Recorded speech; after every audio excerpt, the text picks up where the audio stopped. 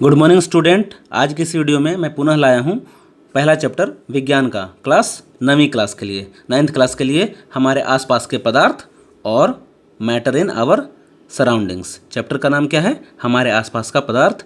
इसका पहला वीडियो जिसमें मैंने 15 क्वेश्चन बताया था ऑब्जेक्टिव टाइप, वो हो चुका है और आज हम आगे 16 से आगे पढ़ेंगे। तो चलिए शुरू करते हैं। अगर आप मेरे इस चैनल पर नए हैं तो चैनल को लाइक कर दीजिएगा, चैनल को सब्सक्राइब कर दीजिएगा और चैनल को अपने दोस्तों या मित्रों के पास शेयर भी कर दीजिएगा। तो देरी नहीं करते हुए हम आगे बढ़ते हैं और चलते हैं। आपके पास प्रश्न है, निम्न में से कौन ठोस है? ऑप्शन ए चीनी, बी स्पंज, सी रबर बैंड, डी सभी। तो देखिए, चीनी, स्पंज और रबर बैंड ये सारे ठोस पदार्थ हैं, तो सही आंसर क्या हो जाएगा? डी यानी सभी। अगला क्वेश्चन है, वैसे पदार्थ जिनका आकार निश्चित नहीं होता है, आकार निश्चित नहीं होता है किंतु आयतन निश्चित होता है, कहलाते हैं, क्या कहलाते हैं? ऑप्शन ए ठोस, बी द्रव, सी गैस, डी सभी।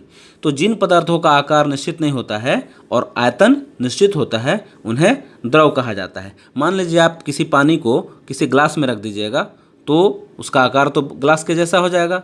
फिर उसी पानी को अगर आप किसी लोटे में रख दीजिएगा तो उसका आकार लोटे जैसा हो जाएगा। यानी आकार उसका निश्चित नहीं है किंतु आयतन जितना पानी है उतना ही रहेगा, तो आयतन निश्चित होता है। तो द्रव पदार्थों का आकार निश्चित नहीं होता और आयतन निश्चित होता है। क्लियर है? तो इसका सही आंसर द्रव हो जाएगा। अगला क्वेश्चन है 18वां, किन पदार्थों में बहाव का गुण होता है, यानी वे बहते हैं? ऑप्शन ए ठोस, बी द्रव, सी गैस और डी बी एवं सी। तो देखिए, बहने का गुण द्रव में भी होता है, द्रव भी बहते हैं और गैस भी बहते हैं। तो इसका सही आंसर क्या हो जाएगा? बी एंड सी यानी ऑप्शन डी आपका सही आंसर हो जाएगा। अगला क्वेश्चन है, द्रव में किसका विसरण संभव है, यानी द्रव में किसका विसरण संभव है? तो ऑप्शन ए ठोस, द्रव, गैस सभी। तो द्रव में ठोस का भी विसरण होता है, द्रव में द्रव का भी विसरण होता है और द्रव में गैस का भी विसरण हो जाता है। तो इसलिए इसका सही आंसर क्या हो जाएगा? ठोस, यानी द्रव में ठोस, द्रव, गैस सभी का विसरण संभव है। अगला क्वेश्चन है 20, जलीय जीव श्वास लेते हैं। ऑप्शन ए है हवा के ऑक्सीजन के कारण, बी जल में घुली ऑक्सीजन के कारण, सी जल और हवा दोनों के ऑक्सीजन के कारण, डी कोई नहीं। तो जलीय जीव प्रायः जल में घुली हुई ऑक्सीजन का उपयोग करते हैं और श्वास लेते हैं। तो सही आंसर क्या हो जाएगा? ऑप्शन बी, यानी जल में घुली ऑक्सीजन के कारण वे श्वास लेते हैं। अगला क्वेश्चन है 21, विसरण किस में अधिकतम होता है? ऑप्शन ए ठोस, बी द्रव, सी गैस, डी सभी में।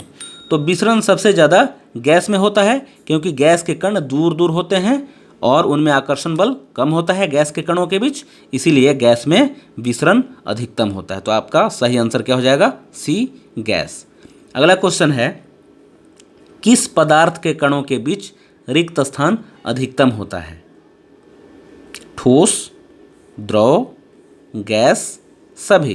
तो इसका सही आंसर हो जाएगा गैस, क्योंकि गैस के कण दूर दूर होते हैं और उनके बीच आकर्षण बल कम से कम रहता है और उनके बीच रिक्त स्थान अधिकतम होता है। तो सही आंसर क्या हो जाएगा? Option C gas.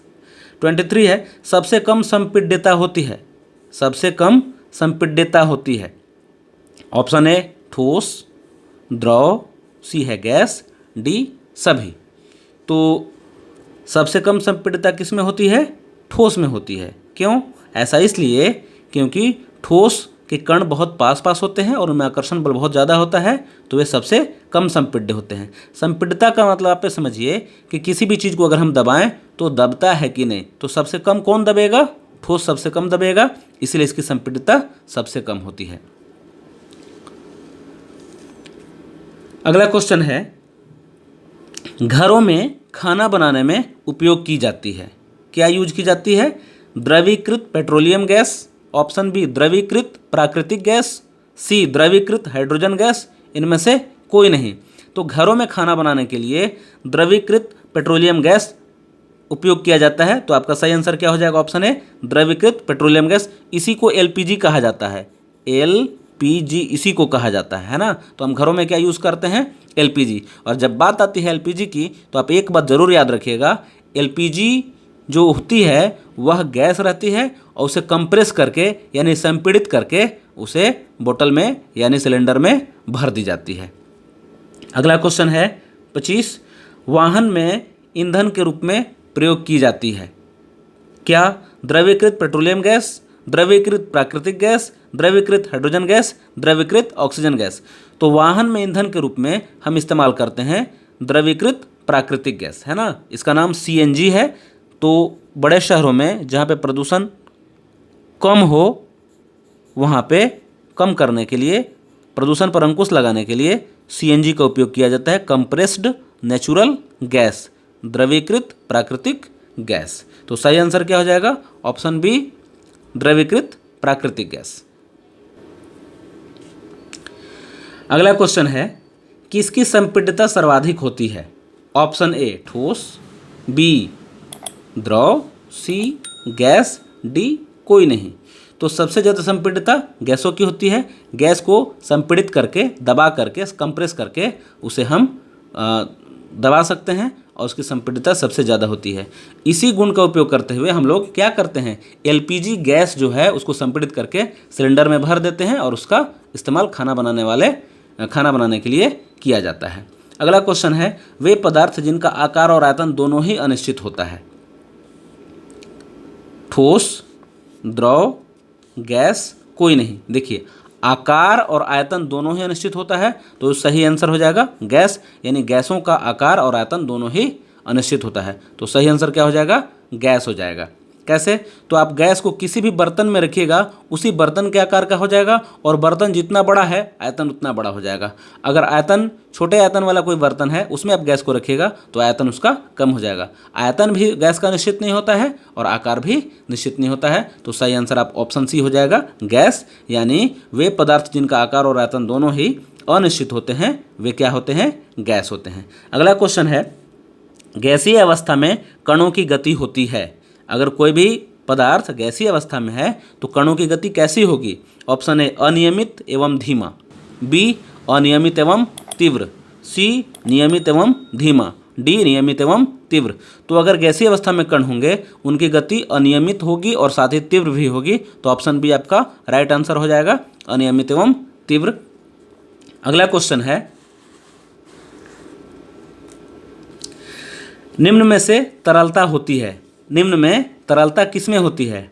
ठोस में, द्रव में, गैस में, और ऑप्शन डी है बी और सी।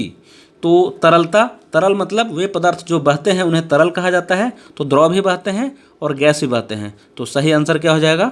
डी, यानी द्रव और गैस दोनों ही में तरलता होती है। अगला क्वेश्चन है, नगण्य संपीड्यता किस में पाई जाती है? नगण्य संपीड्यता किस में पाई जाती है? नगण्य का मतलब है कम से कम संपीड्यता। तो आप जानते हैं ऑप्शन ए है ठोस, द्रव, गैस, सभी। तो नगण्य संपीड्यता किस में पाया जाता है?